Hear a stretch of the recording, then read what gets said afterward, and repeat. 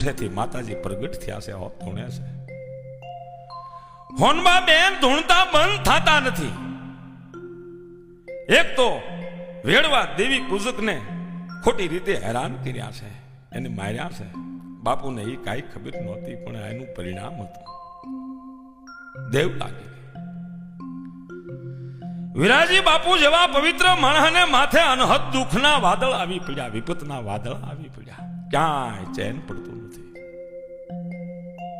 આ બાજુ માણસો ખીમગીરી બાપુને લેવા ગયા છે. ખીમગીરી બાપુને લઈ અને માણસો ગઢમાં આવે છે, પણ સોન બાતો ઊભા હાથે ધૂણે છે.